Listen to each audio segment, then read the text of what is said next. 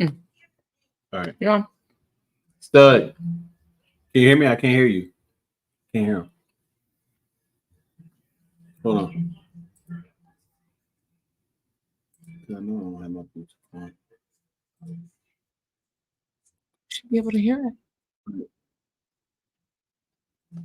Stud, can you hear me? it. I hear you now, loud and clear. Cool. How y'all doing tonight? Good, man. Good. The wifey's idea to dress alike. So. Oh, okay. I'll see y'all. we got one more couple that's gonna pull up on us. I ain't gonna hold y'all too long. I know it's Saturday night, probably y'all date night. No, our date night is watching boxing, man. That's what we doing, man, and trying to get this Rise program up off the ground. Okay. You know, to help these kids, man. That's the kids and these coaches that can't afford the opportunity to go to the regionals, to the nationals, or even to any fight, man. Basically, a lot of coaches think that and feel like boxing is all about just getting hit in the face. And I'm not saying that's for all.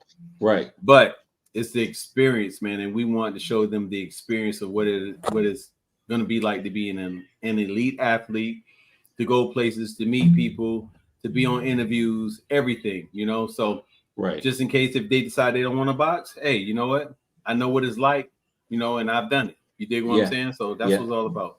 Okay, good. And you guys got something big coming up in November? Is it November or December? November. It's going to be November. Can you hear me good, Stud? Yeah, I hear you perfect. All right, cool. The event you guys have coming up in November, talk to us about that for a second. We'll get on with other guests. Yeah, that's going to be being that I'm a veteran like you. We're doing it on Veterans Day weekend. This is going to be the first one, but we're going to do it annually, and it's going to be in remembrance of Veterans Day and the Marine Corps birthday. That's going to be November 9th and 10th. That's going to be a 2-day show here in Stockton, California, Northern California, in the Valley, and we calling it the first annual Devil Dog Boxing Classic. Nice. And how many bouts? Devil Dog is just a nick. It's going to be 25, so it's going to be a total of 50 because it's going to be 25 each day. And the first day is going to be where we're going to be highlighting the novice. So anybody with 10 fights and under, they'll be able to fight on that day. And then the second day is going to be for all open class, those boxers who have more than 10 fights. Nice. All weight classes. Look up on USA Boxing, Stockton, California, November 9th and 10th. Stokes Out Boxing Academy. It's going to be the first annual Devil Dog Boxing Classic. You can get in contact with me or my wife, Mrs. Coach Stokes. And we doing match bouts. So we're going to have people that's already committed from Southern California, Northern Cal, DC, want to hit all the coasts. New Jersey, Philly. So we're going to have people. So it's going to be good, man. It's going to be really, really good. It's going to be something that we'll be able to do every year. Okay, good. Welcome our next couple. I'm glad you guys are able to join us tonight. I really appreciate the time. Thank you for having us. Yes, sir. The Stokes. You guys, y'all might want to introduce yourselves. We are the child, which I'm not used to saying. Funny enough. Some of my favorite. favorite. And Garrett. Okay. Nice to meet you. Very good to meet you. And we're the Stokeses. I'm Steven. This is my wife, Lanisha. Hi. Hello. Hi. Some of the people I asked to be on the show that I value you guys' opinion on this subject. Tonight we're talking about marriage, what it takes to have a successful marriage. Because, even though they said divorce rates are down, we don't want to give too much light on the bad. I want to talk about the good. So I respect all of you guys who I asked y'all on the show tonight, and we're just gonna get into what does it take to have a successful marriage. And I want each couple to say how long they've been married. We'll start off. We've been married for 12 years now. Whoa. I agree. 12 years. Okay, y'all putting that work in. Okay. Really. And we've been married for 10 years. Friends, I'm gonna say friends for 17, going on 18 years. Yeah. Wow. Okay. So that's like similar to us. We've known each other for about 20 years. Okay.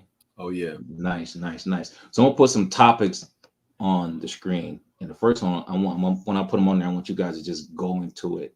Let's talk about communication in a marriage. Is that very important? Is it, you don't have to? Is it, sometime can you just, let's get into that for a second. We listed that when you had mentioned it to us, and I was just asking him some questions, and we was like, oh yeah, communication, honesty, and then I'm like, distance. Always make that joke because of his profession, and we do believe, even though we've spent a long time together, and when I say long, I think the longest since we've been married was what, 2 months? Probably so. It's been a while. Yeah. Where we're actually together, but typically we're together about every 8 to maybe longer, 12 weeks because of his profession and things. So we need the communication. We talk to each other every day. On my way to work, I talk to him. On my way home from work, I talk to him. Weekends a little bit easier with me being off and things. So yes, for us, because we don't see each other every day, communication is big. Right. Do you guys FaceTime? How do you guys do that? Not a whole lot, but we do. Occasionally, but most of it is just talking on the phone, just generally, hey, how's your day going? That sort of things, making the time that we do talk and communicate, that we're making sure we're not only just on the same page, but just we're not losing or becoming distant from each other just by having standards like, what's up with you? This is what's going on with me. Hey, this is something that I thought of over here or I heard about here, having little discussions, just like you would with any friend that's long distance. Right. I said, not making it all just about we only talk when there's something major on the table or something, I guess, business orientated as far as, the relationship goes or the family goes. I said, just simple, lighthearted banner. And when we do get together, making sure that we are spending quality time together, not just talking to each other, but also listening to each other and having things that we do together along with separate, knowing how to keep that boundary between, got you. personal and, I guess, private. Okay. I'm not sure how do you say, I have my own versus, we have our thing, because it's not really private, but it's kind of like an individual thing. Your space. Okay. Gotcha. There you go. My individual space. Yeah. Each other's space. Yeah. We can so me and sorry. Oh, okay. Stokes, go ahead. You guys go ahead. The way we communicate is through Life 360, the ultimate stalker app. Life 360. Okay. So when we're not together, we're checking on each other, but communication is huge. And like you said, I think the friendship, right? Look, he's looking like Life 360. Don't tell my wife about that. Well, no, he is the stalker. We just share location, but he always say I'm horrible in stalking. He's like, my husband's a stalker too. He's the stalker. He is the stalker in the relationship. He'll be like, I see you driving 42 miles per hour. And I'm like, why are you watching what I'm driving right now? Right. Wait, so Life 360 breaks it down like that? So Life 360 basically shares your location with your loved ones or those that are on your app, right? So it's great for if he's going somewhere. For example, I was in Las Vegas for a seminar, USA Box seminar, and she's like, "Hey, I see you walking through the MGM Grand." I'm just like, "What's going on here? Is that detailed?" Damn. It shows everything. It shows everything. Okay. But for us, communication, I think him and I text so much. Like we communicate so much on so many different levels and even platforms. We could be sitting on the same couch, and if we're both on Instagram, let's say we're having a social media moment, he's sending me memes, I'm sending him memes. Like we'll have like 10 different things from each other that we're checking. I'm like, and in hindsight, you could be like, you could have just showed me that. I'm sitting right next to you. But it's our exchange of communication. Mm-hmm. You know, it's like I'm in my space, you're in your space, but I see this and I'm thinking of you and I want you to see this too, but don't bother me right now, right? Don't interrupt what I'm doing, but this is what I'm doing, right? I'm having my me time for a second. I'm on social media just zoning out, and this is what I'm doing to send it to you. But communication is super important, but communication is less formal when you like the person you're communicating with. And one of the things that you said was being friends. You're communicating like you're talking to your best friend. Right. And I think when it comes to us, with Steve and I, he truly is my best friend. Everything that happens. I always want him to know first, you know, and it's not out of obligation because he's my husband. It's because he's my friend. And it could be something that maybe I'm not exactly excited about, or something that I'm super excited about. Hey, this is what's going on, you know, or I want to share this with you. Got you. Okay. Yeah, I was it's once right down married. No, go ahead, Stud.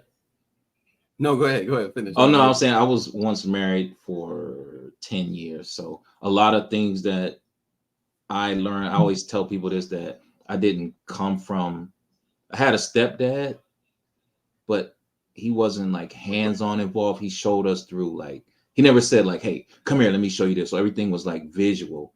So I say that to say this, when I was married, I learned how to be a husband through trial and error, like hanging out with my single friends and shit. And she like, you need to be home. And I'm thinking, I ain't got no curfew. Like, but it wasn't about having a curfew. It was about, I'm married. I shouldn't be, what, I'm coming to the house at 7 a.m. This real stories too, 5 a.m. But I had to learn. It wasn't until I got around veteran people, like, you guys been married 12 years. And the pastor of the church, he said, you got to stop hanging with single people. You got to be around like-minded people in order to, you know, you need to be around married people so you can learn, because y'all newlyweds or it ain't going to work. Mm-hmm. And it wasn't until I started doing those things that I started learning, like, okay, this is what being, because I didn't know what being a husband was. I had no fucking idea. But I had to learn through all my past mistakes. I just wanted to put that out there for a second. Yeah. And two, and I think the other couple will agree. Sometimes communication is knowing when not to say something. Mm-hmm. Sometimes you don't got to say nothing. You know, communication can be in a look. It could be in a gesture. It could be in a vibe. You know, I mean, honestly, if right there. If for example, I'm gonna tell you, for example, we got this Yeti, right, for the podcast. Okay, my husband, we done already bought podcast equipment years ago. So we bought this, we spent all this money and made this podcast equipment, and we pulled the box out the closet. And hold on. Yeah, we are. And Steve says, I can't find the microphone. I don't know where the microphone is. This is an expensive Yeti that we invested in years ago. Mm. And so I just took his word for it. Okay, cool. So we go and invest in another Yeti, another arm holder, another thing. And so then I opened the box this morning, and the Yeti looking right at me in my face. Wow. And I look at him and I'm like, okay, the Yeti's right here. And he's just looking at me, and I already could see it. He's like, oh my, he's like, I swear, baby, I didn't see that Yeti. I didn't see the microphone when I was looking for it. And all I could do was be like, come back. I didn't say nothing. Cause you know, it's easy to be like, why didn't you just look? Right. Because you're like, we just spent all this money on this to redo this again. We already have it.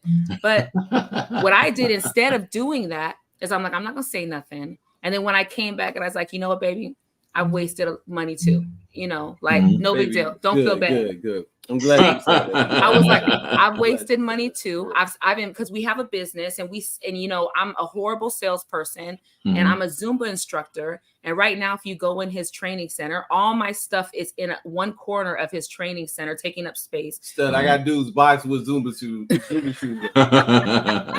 And so trying to get rid of them. So I had to let him know, like, look, I have stuff in there that I have to do. So I'm not even going to get on you about this because I did the same thing. But sometimes communication isn't just all the lovey-dovey stuff either. It's about, you know, being able to understand that as individuals, we're human, and that we may not necessarily you know, like how we treat and talk to each other matters. Right. And we can't talk to our employee, our co-workers and our bosses and all the people that are above us. We can't talk to them with respect, but then come home and disrespect our spouse, you know, over the smallest of things. And that was very small. So there was no reason for me to get upset about it, because if I look back, he could look at me and say, well, you know how much you've done. And then what is that, an argument for what? There's no reason to even argue about it. Like, we feel our guilt already.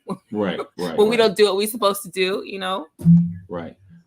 Now, piggybacking off what she just said, what I've also learned kind of fairly recently for me is to kind of change the narrative of how I'm communicating when something embarrassing or that I would typically kind of get offended by, I kind of change it into a joke. Like I said, it's like, because it's like, okay, what am I really getting upset about? Because like I can get upset about this. You said something I didn't like. Now we can go back and forth. And now I'm like, because of we have so little bit of time actually physically together, it's like, does it really matter? Yeah. Because tomorrow, once we over it, I'm not gonna care about it. Right. And also another reason for my thinking is I watch a lot of social media and YouTube, and I just keep thinking, if something happens right now, do I want that to really be the last thing that we talked about? Right. I mean, I know it's not, you know, that extreme, but I'm like, it just kind of plays in my head. Like, it could be something as much like, I don't want to make this dark, but like something that happens like inside my mind. Like you don't know at any time, blood clot, aneurysm, so on and so forth. Like nobody knew it. It's unexpected. And the last thing that we were doing is arguing. Right. I've also heard like a couple horror stories. I think she's heard this one, or is a couple went to bed, an argument, and I think one of them, something happened to them and they were trying to get the other one's spouse's attention. Yeah. And they didn't wake up in time. They just like, get off me. Wow. And they woke up and their spouse didn't make it. Wow. Wow. And that stays on them. Like I said, that apparently hit me deeply. And I'm like, I don't want that to be me, because it's not really that important. They said in the moment, it feels like it is. But I've also learned that sometimes not only is it not important, but I also might be in the wrong. Right. And I would rather be in the wrong and just get past it than to be right. And now we have this thing. Right. Yeah. And it's like, it's not that important. It's not that big of a deal. I would rather laugh and just get by it. Right. I'm glad you said that about that being in a moment. You know, when you heated and you mad, you go grab your pillow and your blanket, go sleep on the couch. I'm like, damn, we got a $4,000 bed upstairs. What the hell I'm doing down here in the man cave? I would go back upstairs the next day because, like you said, I didn't want to, God forbid, something happen and then, you know, we could never resolve it. So that's important, not to go to bed upset with each other. But sometimes in marriage you will. Yes. Right? You will. And that's just the reality of it. And as long as you're taking space because you're giving somebody time to think about what they're doing, or you're taking time to think about what you're doing, to me, I feel like that's another level of communication that a lot of young people don't understand. Like sometimes for me, I'm a pressure person. Steve, we can be upset with each other. You better not grab them keys and leave out of this house. No, we're going to stay in this house together. You could be upset, but we're going to be in this house together. Like, you're not going to go out there with that energy on you. Yes. And I'm going to press him until he talks to me, or I'm going to, you know, sometimes communication is not comfortable. Right. And when you look at your spouse as your friend, it's just like when you talk to your friend and you know they're messing up. You're not going to tell your friend, oh, you good? Keep doing that. You good? No, I'm a love you. No, you're going to tell your friend, this ain't right. And you can't do it like this, or consider this, or think about this, or what do you... So for me, I feel like when it comes to communication, friendship is the foundation for us, because he's not a natural communicator.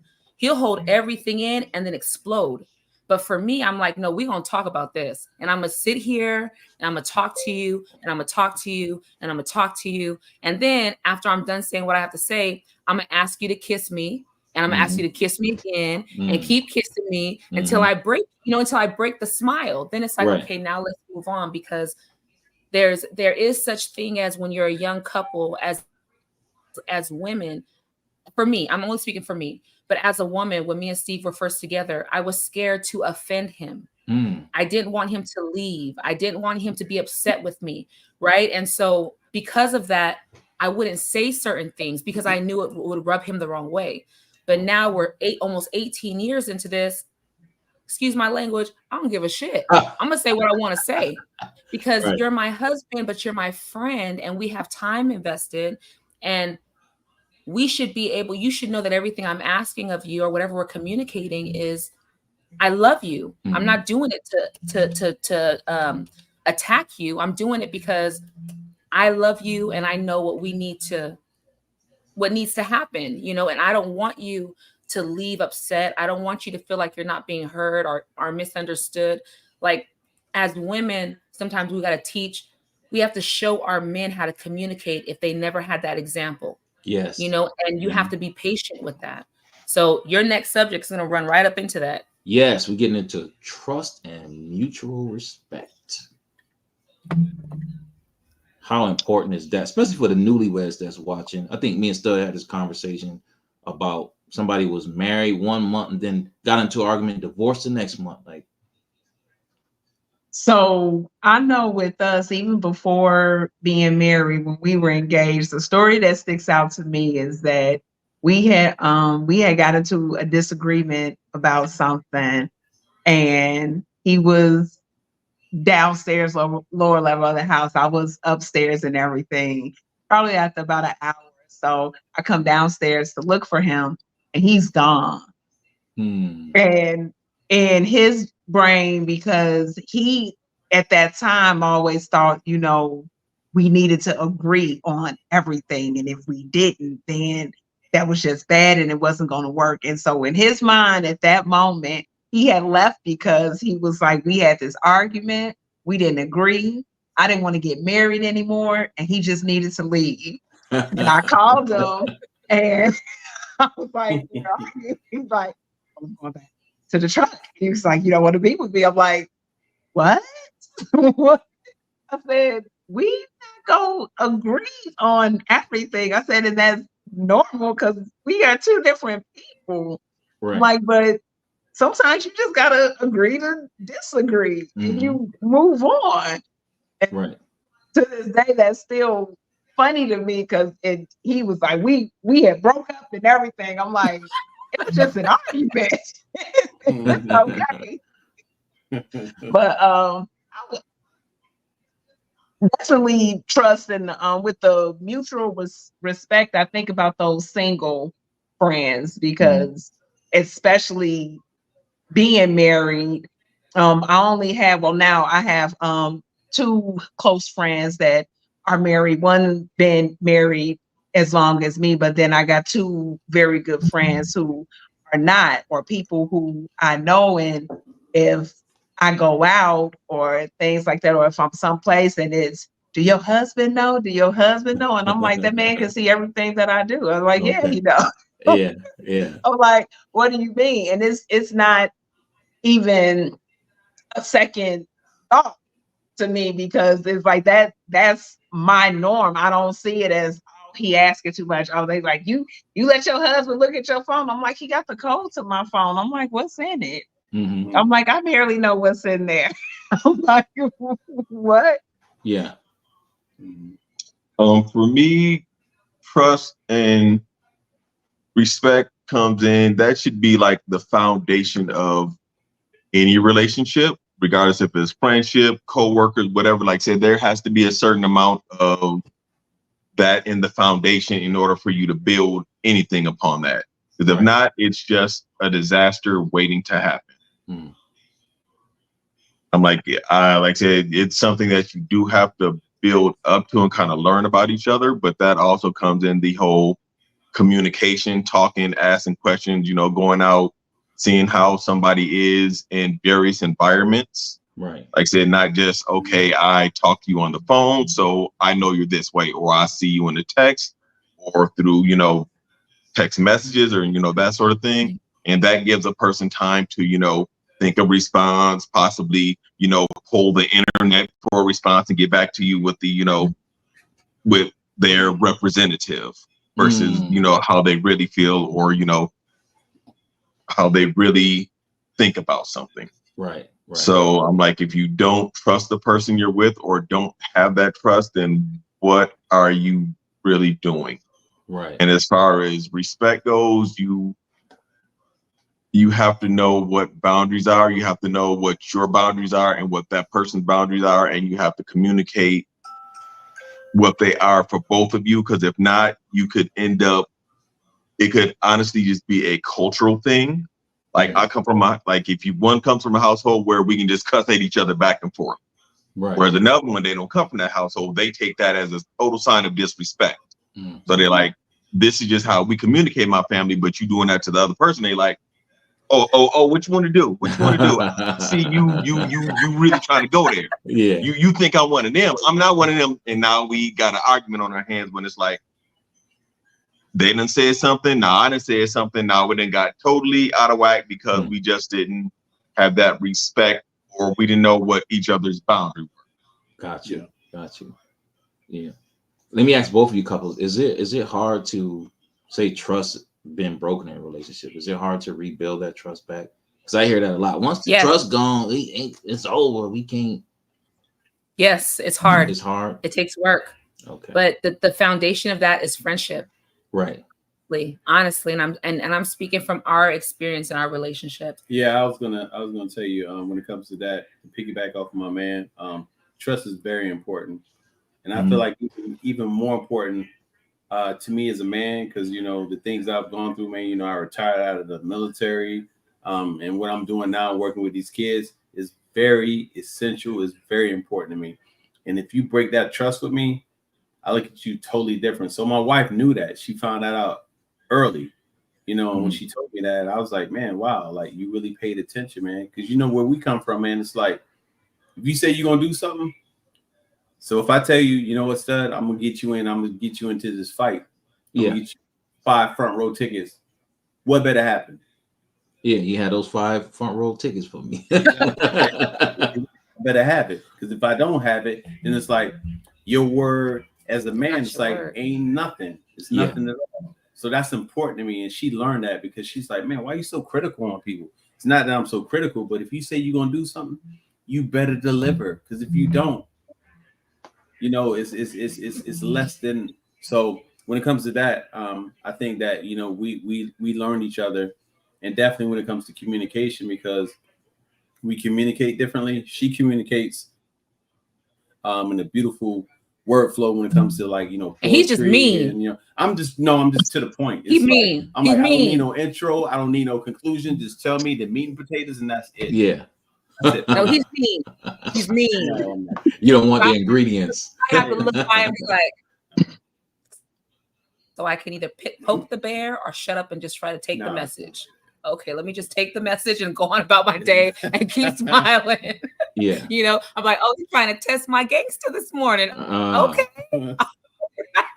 No, but trust is hard to rebuild when it's broken. But I will tell any young couple this: you need to know where your partner, what their history is, all the way down to their family, their relationship with their parents, relationship with people they love. You need to listen and be aware, because if you listen to what bothers them and what hurts them, you'll understand where their trust level is. Right. Me and Steve have known each other for 18 years. It's taken probably 15 years for him to really see that you can trust me. I'm not going nowhere. Right. I'm not going to hurt you. I'm not going to downplay you. I'm not going to disrespect you. I'm not going to do anything that you may have experienced even as a child with the people that you love the most. So trust is a lot more deeper than just you and your spouse's relationship or you and your partner's relationship. Right. Trust goes all the way back to what they've ever dealt with, because I don't care how good of a man you are, how good of a woman you are. If they got trust issues from childhood, from the people that are supposed to love them the most, you will never, ever be able to do enough to earn their respect and their trust. It's just what it is, and you got to be aware. So, damn. Yeah, you can go get a dude that looks good, that makes money, that's going to provide, that's going to give you your babies. But if he got trust issues from something his father did, or his mother did, or his grandmother did, and you're sitting here being a good woman, but you don't understand, or a good husband, you don't understand why they're not taking you for face value, you got to go back. You got to listen. You got to listen to the stories. You got to understand where they come from, because this is not something that just popped up. You know, by nature, what do children do? By nature, they trust us. That's why we tell our kids, don't be talking to strangers. Don't get in nobody's van. Because what's their instinct? To trust somebody. To trust. Right? Until they get hurt. So when you have someone that has a history of being hurt or disappointed, or for example, Steve and I were each other's second marriage. Our first marriages, nothing against our first spouses. We both had bad timing. We knew it was wrong only because we didn't let our parents know. Okay, that's how you know you're making a bad choice. You don't let your family know. You just go do it, right? And then you get into it thinking that you can defeat the odds, when in fact, you're not defeating the odds. You're actually keeping a cycle going of something that is kind of like, it's fairy tale, right? And so then all these other communication problems, trust problems, respect problems, money, like everything comes into effect at those points. So Steve and I both come from a marriage where there wasn't good communication, there wasn't good trust, maybe there was some respect, you know, maybe some love in the beginning. So all these things, when we get together now, we have to go back and look and say, okay, Steve, where do you come from? Where do I come from? How do we make this work? And I promise y'all, to all your listeners, friendship is the key, because friendship will keep you loyal to the person you're with. Friendship makes it to where you can lose contact with a friend, and after 10 years, you get on the phone and it's like you never, ever skipped a beat. Friendship is that important in marriage. Marriage is just the business. It's the paperwork. But friendship is what keeps the couple together, because friendship stops you from hurting each other. Friendship allows you to say, I'm sorry. Friendship says, I'm going to tell you you're wrong when you're wrong, but I still love you. Friendship is, I don't agree with you, but it's okay for us to disagree because this is just where we're at. But trust is hard to rebuild. If you lose it, it is hard to rebuild, but it's not impossible. And I'm speaking from our relationship. We have a 2-year gap. Yeah. We have a 2-year gap. So my daughter came into this world unexpectedly, unplanned. We broke up because we weren't on the same page, got back together. My son came into this world, and it still took years for not only him to trust me to be the woman that I say that I was, but I needed to trust that he was going to be the man he said he was. And as we've grown in our marriage, I would have been at a disservice to me and our kids if I would have walked away and said, hey, I can't trust you. I'm done. I would have been at a disservice to not work and not to work with him, and for him not to work with me on our marriage, because that is a huge thing. But at the end of the day, friendship is what kept us at a good space, you know, at a space where we could actually get through all the hard stuff, you know? Right. To both couples, shouldn't love trump the say I messed up and I broke your trust? If we really, really, really love each other, shouldn't we be willing to rebuild that trust instead of one person calling it quits? Oh, no, you done fucked up too many times. Shouldn't you be able to? With us, one of the things we talk about specifically that we've had conversations about is like, if you cheat. And so I know he know, I'm not sure with me, because I know how strong my love is for him. And for him, that's a big trust thing, because it's like, cheating don't just happen. Things led up to that. He said, you first had the thought, then you entertained the thought, then you acted on it. So it wasn't just like, whoop.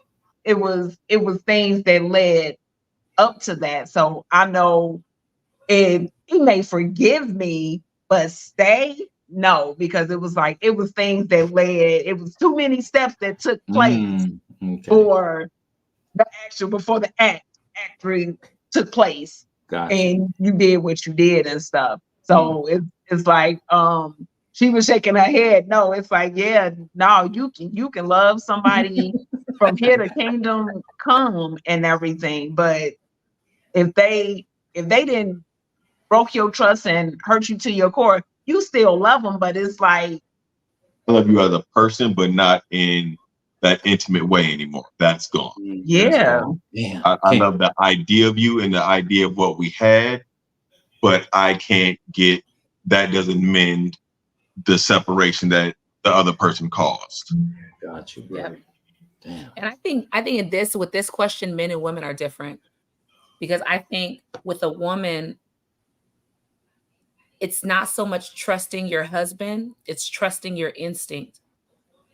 Like being able to trust you to make good judgment on whatever you're accepting or you're forgiving, right? So when a man breaks that trust and they cheat, for women, it's, and I'm not speaking for all women, I'm gonna say, let's say for me, it's not about, there's a lot of things, a lot of factors that fold into that, right? But for most men, they're not taking the time out to really vet who they're cheating with. It's something on the fly.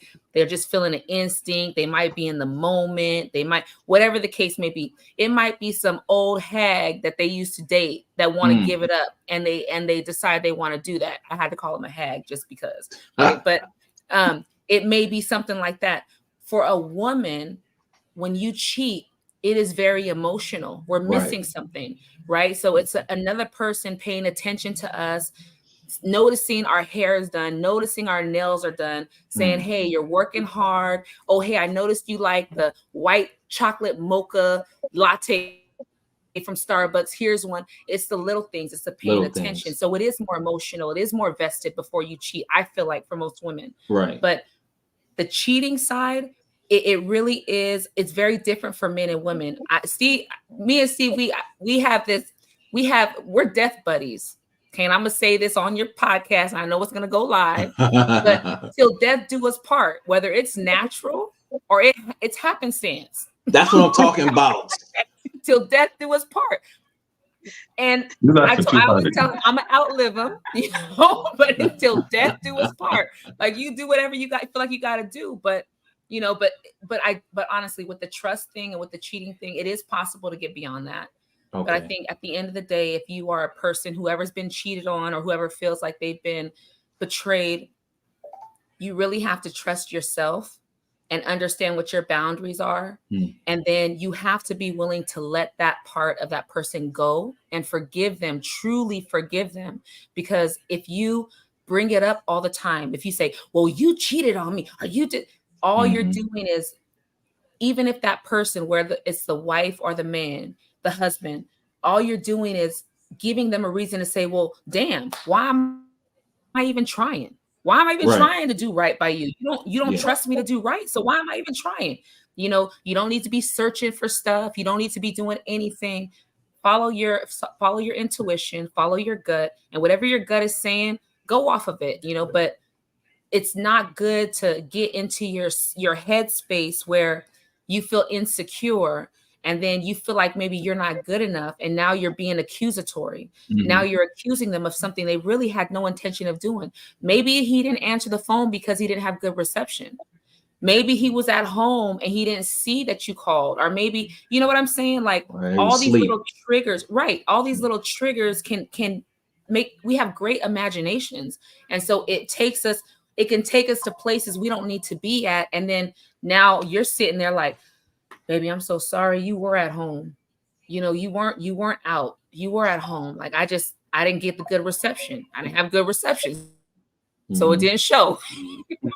Then you're having to explain yourself. So yeah, but it can be rebuilt. It just takes time. Okay. Yeah, I just wanted to clarify that it can be rebuilt if both parties truly. Okay. This kind of goes into the next one. Shared values and goals. Is that important for both couples to be like, okay, well, I'm making this amount of money and I want us to own property 5 years from now, and the other one's like, hell no, I want to open up a food truck and we want to do this. Is it important for both couples to be like on the same page when it comes to that, share values and goals? I would say absolutely. That's one of those things that should be covered in the friendship, getting to know you before you make that transition to being more permanent. Like I said, I guess I don't know the terminology nowadays, but I would say when you go from the dating to just playing the field kind of and feeling each other out to dating, making that person your significant other. Right. That means you're kind of looking towards having a future with that person. Then those shared goals and values should definitely be talked about and spoken of more in the earlier stages of it than later on. Because you don't want to, have feelings and passions keep pushing you forward. You're just living day to day. Like, I'm doing my thing, you doing your thing. Now we love each other. We just gonna be together forever, and we're just gonna get married. It's gonna be this, and then now we're on the other side of marriage, and now you have feelings about how to raise the kids and do finances. I disagree with that. Those are things that can tear a marriage apart, and we have to come to some common ground. And typically, when you find out you don't share those same goals or values, it's typically at a horrible time. Right. You're finding out on the spot, and it's like, okay, how do we navigate through this? If you've got good communication, then you can kind of work through it. But depending on how each of your mindsets are, you might not want to let go of it. If you feel that education is not that big of important to the kids, because it worked out for you that way, you kind of figured it out, you did your own kind of independent studies and you made it work. If that's your philosophy, that's great. But the other person might be like, no, education's a really big thing for me. And it's like, now we have a kid in the middle of it, and it's like, we can't keep going back and forth on homework.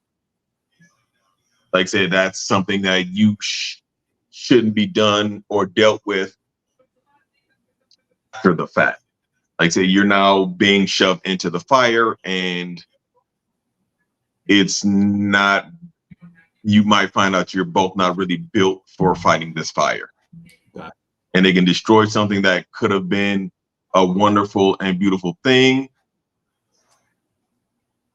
if, like we said before, if it's done properly and within time, the communication, the honesty, the mutual trust and respect, we come to an agreement. Like my wife said, to certain things we agree to disagree, but some things it's like, where is the boundary that we have for this? Like, okay, and education not that important to you, but it is for me, so we don't have to go 100% my direction. But here are some things that we should agree on as far as giving our child, or in this particular case scenario, the child, the best opportunity for a future. And if what the education doesn't work, then then we can try your way. Right. So you're saying those are things that should be established like early, before you even propose. Like, y'all should have all those things established. Oh, we had conversations about finances and where we want to live, but I mean, all that stuff in the process of being engaged, getting married, and things like that. And at least to me, he is a analytical person, in the sense that, like, when I wanted to move from where we was living, and I'm like, I want to move to Arizona. He's like, okay. And he got some research in. He's like, well, where you want to go? And when I was naming things, he knew what, where I didn't really ask, because it was just like, I want to move. I don't want to be in the Midwest no more. This is my last winter. I'm done with the snow. And he got the research and everything. And he's like, okay, I don't want to be in the big city. He kind of, but I need to be by close to a highway, so when I come home, it's easy for you to come and get me. And so, I mean, he's the one that he go do all that different research and everything. He's like, okay, that'll work and stuff, and that kind of be how it is with us sharing stuff. One of us may have an idea, and then it'll be like we'll bring it to the other person, and it's like, okay, let me look at it and see what I think, and then come back. It was like, okay, yeah, we can do that. That's good. Got you. Quality time and intimacy. How important it is to have date nights with each other. And because when I was married, went to counseling, they told us about date nights, and I thought it was odd. Again, learning to be a husband through trial and error. And I'm like, how am I dating my wife? And he's like, no. He said you need to have a certain day where you guys, it's just you and her, and y'all go do something. Whether it be sitting at home. Intimacy doesn't have to be sex. You could be rubbing her feet. It could be bringing her flowers, things like that. How important is that in a marriage for the young folk watching? I think because we don't see each other. Go ahead. No, go ahead. Because we not with each other every day. We're always planning things for when he comes home. And so I know when we had he didn't even realize when we first got married, and it was literally we got married in December, and then it was maybe like 2-3 days later, he was back on the truck. And then he came home in January. No, he came home in February because that's when we took our honeymoon. We did a cruise. And then after that, he went back on the truck because he was used to pre-marriage just not having to discuss home time with anybody or anything like that. Right. I'm talking to him every day and stuff. And I'm like, okay, when he gonna come home? I'm thinking this in my head but not saying it out loud. And so then it was like May. So February to May. Yeah. And I'm like, when you gonna come home? And he was like, I was just home. I'm like, we haven't seen each other since February. And he had to look at the calendar and do the math and stuff. He was like, oh. And so from then on, that's when we had the discussion. It was like, okay, how long can you go, meaning me, with me not being here? And I was like, 8 weeks. And we did the math and stuff, and it was like, okay, so that's good. And so that's how we worked it out for how long he would stay out before he would come home. And then as the years went on, it would be, okay, kids got spring break, come home for spring break so we can all be together and do something. We would plan things for the winter breaks and everything. And then we would, for a while, we would do, it would be something that me and him would do. We would kind of alternate years where me and him would take a trip together, and then the next year we'd do a family trip and things. So I feel we are very good with quality time with each other and planning stuff and everything, and not in particular. We can't set a true day of the week because we're not with each other every day. But we make sure that when he do come home and everything, that we do stuff. And then like him being here now is kind of like a surprise. So it's like, oh, I'm lucked out because he wasn't supposed to be here. You ever say, baby? You ever say, baby, I'm packing my bags. I'm coming on the road with you. Oh, we had early on, I would always be like, because I don't mind driving. I was the driver in my family when we would go back and forth at times from Chicago to Minnesota and stuff. And so I would always tell him, I'm like, if you at least, no more than 5 hours away, I'll drive to you, especially if you're going to be there for the weekend and everything. And he would always tell me, no, you don't have to do that. No. And it was one particular time, it was a 4th of July holiday. And he was going to be in San Antonio for the weekend. And that's 14 hours from here. But he had actually said, he was like, man, do you have a holiday off? It'd be nice if you could come up here. And he had never done that. And I was like, man, my baby missing me. I'm like, okay, I got to make this work. And so then as I'm driving to work and we talk about, I'm like, well, first, because it's a holiday weekend, I'm like, let me see if I can get a rental. I'm doing the time and everything worked it out. And I'm like, okay. And I mean, we mapped it. I was like, okay, the longest I've driven by myself is 7 hours. I said, so I can go to El Paso, take a nap. He's like, and I'll be here. And then we wake up at the same time and we can both be in San Antonio. I was like, okay, good. Okay.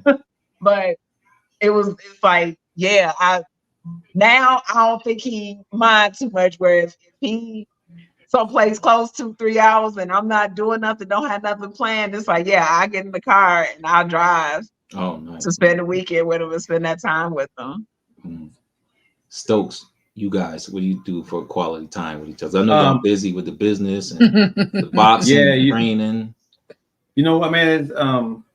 She's different, man, and that's what I love about her, because like I love language, like fits together, but like in the beginning, like it could be something as simple as, you know, me getting in my man cave, or me being in the gym and us just sitting down and watching like some comedy on the television out there, you know, Corey Holcomb, or it could be anybody, man. We just sitting out there just laughing, or going to a concert. You know, we both love music, or you know, we work in boxing, you know, doing things like that, or me going to one of her classes, you know, Zumba or something like that. So it's things like that, man. You know, I mean, we're around each other all the time, man. You know, we actually looked in our phones and we actually said, you know, all my text messages are to him. For real, man.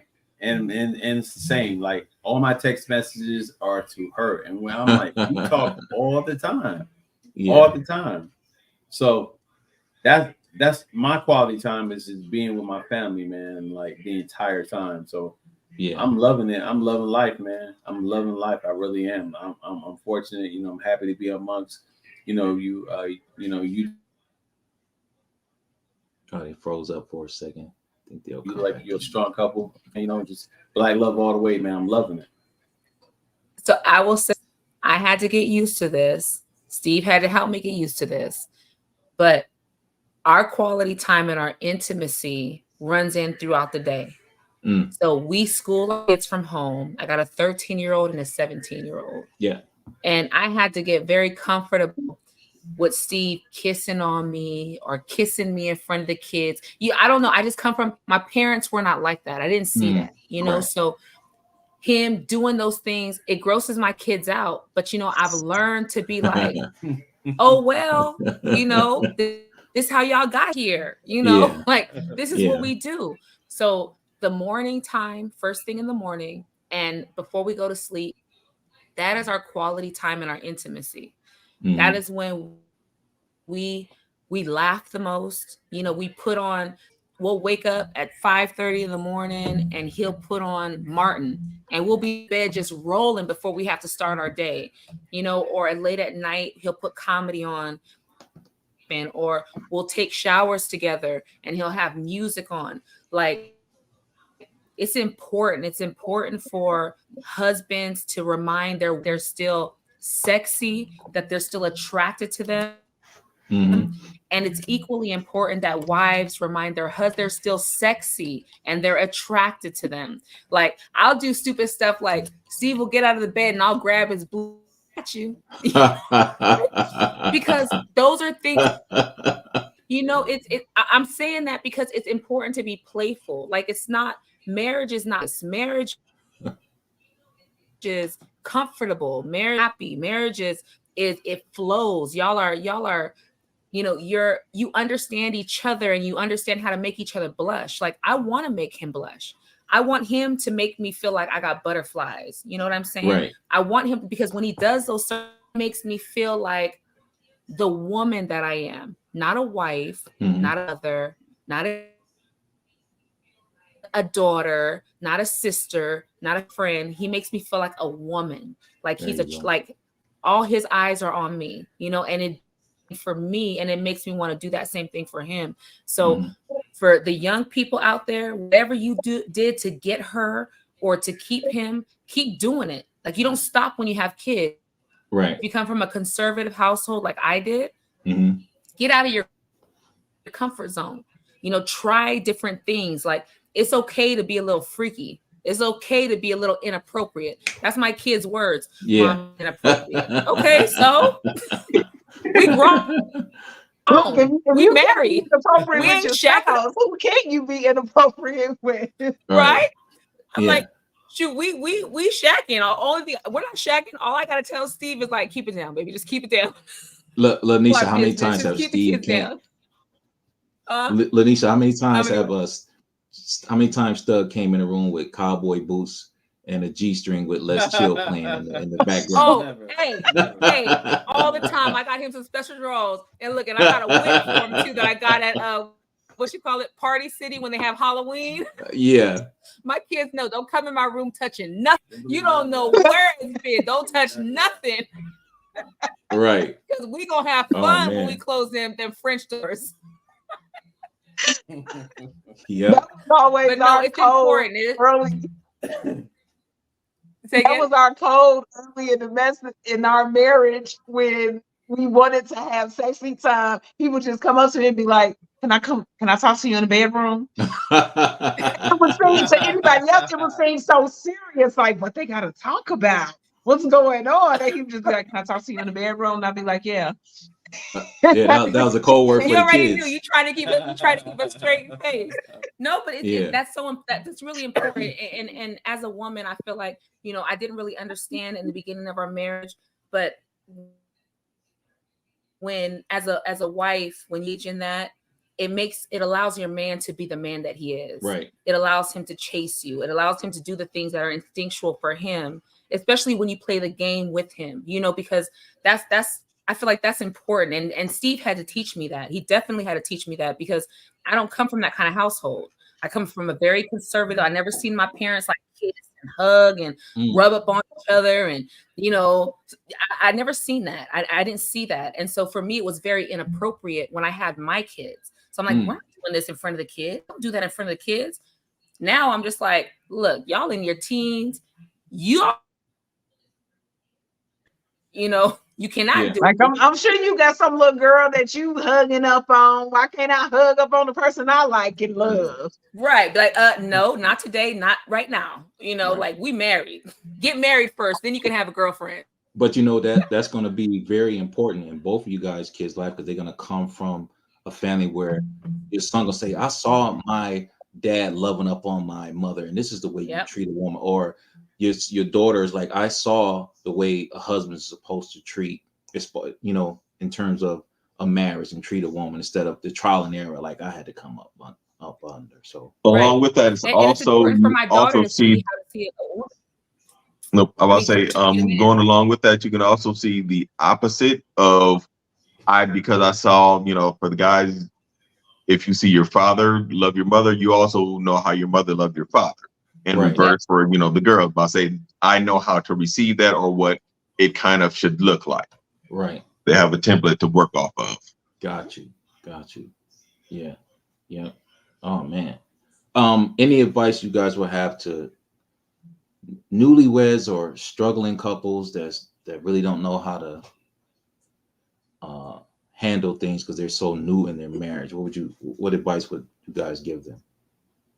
My little I had met a newlywed couple some years ago, and the issue that they were having was the sharing of the blanket. And she was saying that he steals the blanket, he does this, he does that. And I was like, why don't y'all just get 2 blankets? And she was like, never thought about that. I said, yeah, me and my husband, we got our own blankets. Yeah. I'm the blanket hog and everything. So it's like, we got our own blankets. I said, you don't have to be under the same blanket and still be in the bed together. I said, we know where to get our own blanket. So it's like, think outside that little box. It's the simplest thing to say, get your own blanket and y'all still in the bed together. Things are fine. Right. So just think about that, being new and everything, that what works for you works for you. It's your marriage, your world. You can ask other people, you can get advice from other people, but at the end of the day, it's what's gonna work for you two, because you two are the ones that's in it. Right. And I know I'm speaking from a parents, meaning my parent, who has their own thoughts about my marriage, how they think it should be. But it's like, they've never asked me with the thoughts that they have. They never asked me how I feel about certain things in my marriage. I'm like, how you know I feel the same as you do? Right. Because you never asked me. Yeah. And things, I'm like, I may not feel that way. I may not agree with that. And like it's a lot of people considering we are kind of non-traditional because we are not with each other every day. And they get a lot of comments about how y'all do that. You know, oh, I couldn't be away from not seeing them, not going to bed with them. And it's like, yeah, we are conditioned because it's been so long and everything. But even in the beginning, because he's always had the job that he's had and things. And I think the main reason, because our communication is so good and we talk to each other all the time, that is, even though we're not physically in front of each other, it's like we together all the time because we talk all the time. Right. Yeah. And everything. So just knowing that it is your marriage, your world, and keeping true to that. Right. Going from that, my advice would be kind of take the same mindset of when you make an excuse for when you don't want to do something. That same creativity that goes in your mind to not want to do something. Like if you literally have somebody ask you a question about it, like, yeah, that doesn't make sense. That's not logical. Okay, I understand it's BS, but it's good enough. Take that same mindset into trying to figure out your relationship or what's not working or how to get past something. Like she cocoons the blanket. Like I say, you know, like how, like say, fight for the relationship and not for yourself or to be right. I said, if you want it to work, all the things we've said before, the honesty, the trust, the communication being the key, is like I say, just have that and learn to not be so stuck in your ways and try to make sure you're incorporating them into your life. Gotcha. And that you're going together, not just you are now this to me and you need to fill this role for me. And if you're not doing this, then I don't know what we're doing. Gotcha. Excellent advice. Stokes? Go ahead. You go ahead. I would say, first off, marriage is not perfect. So just learn to make mistakes, but learn from those mistakes. If you learn from those mistakes, you have a lifelong marriage. I'm serious, man. So marriage is not perfect, but if you learn from those mistakes, you'll be good. You and your wife both will be good. So I'd say just learn from those mistakes, man. Don't be afraid, man, because you're gonna be well. You'll be good. And I'll give say, these girls something. Yeah, I'll say lead with love. You know, the same way you forgive your best friend for pissing you off, the same way you forgive your employer for not seeing you, that same forgiveness and that same tolerance needs to be extended to your spouse, because it is two people coming together from two different backgrounds, trying to make a life that's worth living together. And so I will say lead with love and get planted in friendship, because when you're a friend to your spouse, yes, they will piss you off. And yes, you may want to kill them. And yes, you may want to cuss them out. But that friendship side is going to make you look at them like the human being that they are, which is perfectly imperfect. Yeah. And so your tolerance goes to another level. Your husband and your wife, they're not your superheroes. They're not your Superman. They're not your Wonder Woman. They are human beings. And sometimes they do some supernatural, excuse my language, shit, but it doesn't mean that they're immune to their emotions. And it doesn't mean that they have it all figured out. But when you can lead with love and lead with friendship and be who you say you are, in time, all those things that happen in the beginning of relationship, it'll no longer be an issue as you grow in your relationship. Right. Because trust is built. It's not given. It's built. You know what I'm saying? So Steve didn't get 100% of my trust when I met him. We built trust. I didn't get 100% of his trust when I met him. I have built trust with him over a decade. So nothing is going to be instantaneous the way our new generations tend to think. everything should be instant. Everything should be top ramen noodles ready. It don't work like that. You have to let it marinate. Yes. You got to let it work. Yeah. And then once you do that, you grow as people and you begin to see why you're put together, why your strengths complement each other. So if you're with somebody, I will say shack up, live with each other, share some bills, go through some arguments, get in debt, do some things that life happens and see what the relationship yields. Right. But I am pro shacker. I don't care where you come from, Christian. Well, I don't give shack up. You got to shack up. You need to see what the person is that you want to spend the rest of your life with. Right. And if they don't fit when you shack up, let it go and let it be a lesson and move on. But you shack up and you like, I can deal with his taking the covers. Right. I could take with him. I could take him farting in the bed. I could take him not putting his dishes away or not cleaning up the way. I can take all that because I love what I feel when I'm with this person. Got you. Then great. But if you feel like you can't deal with those little things, let it go and move on. But if you're married and you're going through little, and again, excuse my language, but little stupid shit like sheets and cleaning and bills, all that is so minute to what life is about. It's not about that, So if you have someone that is your friend, if you're going to get your light shut off, y'all should still be able to laugh together. If you eat top ramen for a month, you should still be able to engage and be intimate with each other. It's just a season of to do that. That's all I would say. Like, let it do what it's going to do. Let it do what it's going to do, and trust your instinct and do your best to live your best life with whoever you try to live it with. Oh man. You guys, this has been awesome. I learned so much. I hope everybody that's been watching has learned. I'm getting a lot of texts saying great show. They're learning a lot. I appreciate you guys for coming on the platform.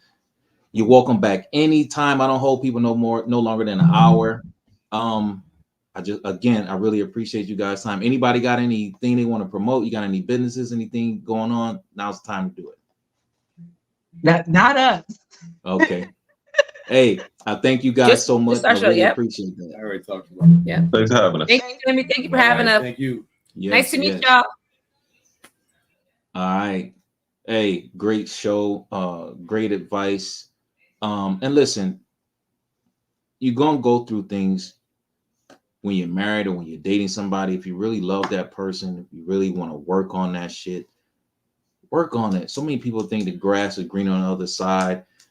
And you come to find out it's not even real grass over there. It's astroturf, fake shit going on over there. So if you really love somebody, you want to work through something, work through it, man. That's dating, marriage. That's just my personal advice. I learned so much tonight.